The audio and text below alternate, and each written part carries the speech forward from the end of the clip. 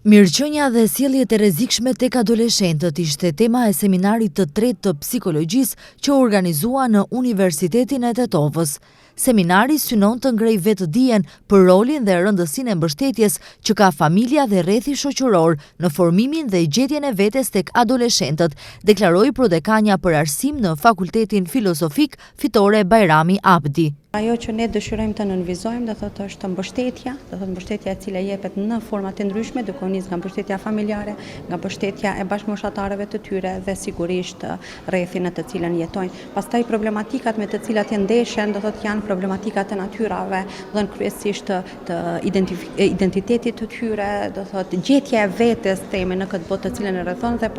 për këtë shkak ne mundohemi që përmes këtij seminari të ngrisim kompetencat e tyre. Sjelljet asociale që imponohen nga vetë mosha, procesi zhvillimor dhe sfidat e identitetit tek adoleshentët, rrjedhin edhe nga sjelljet neglizhuese të prindërve, stilet e prindërimit apo rrethi ku ata fëmijë rriten, shprehet psikologu dhe profesori universitar Musa Musai. Si psikolog nuk mendojmë se detyrimisht periudha e adoleshencës, qoftë ajo e fazës së parë, e cila reflektohet gjatë shkollës fillore, i themi 10-14, po edhe ajo e mesmja që është prej 14 deri në 18 apo 19 vjet, nuk do të thotë se a priori mendojmë për diçka negative, po që ka një dinamizëm, por që ka një sër problematikash të theksuara brenda ndjesisë e identitetit të cilin adoleshenti e ndjen, po që është tendenca drejt një lloj pavarësimi individual, formimit të një personaliteti dhe krejt këto përbëjnë segmente të rëndësishme, por edhe ajo pjesa të cilën ne e shohëm si forme një sjelljeje, po i themi asociale, atipike, apo në situata të caktuara edhe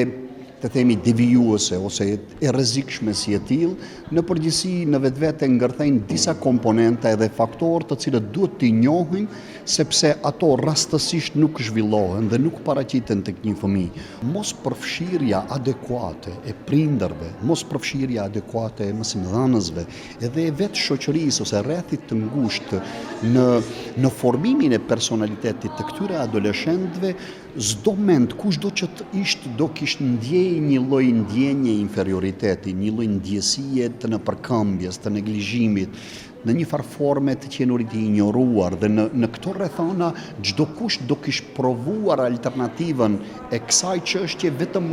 që mos e ketë atë ndjesi, sepse kjo ndjesi atë si duket e orienton drejt versioneve të sjelljeve asociale ose sjelljeve devijuese që ne mendojmë se kanë përmasën e shfaqur dhe të vështirë të themi komplekse në këto rrethana. Të pranishëm në këtë seminar ishin përfaqësues nga Enti për Punë dhe Politikë Sociale, përfaqësues nga Ministria e Arsimit, nga shoqatat që merren me problematikat e adoleshentëve, studentë dhe të tjerë. Organizimi i seminarit nga Fakulteti Filozofik është tradicional dhe vazhdimisht shtjellon tema të cilat përkojnë me problematikat dhe aktualitetin.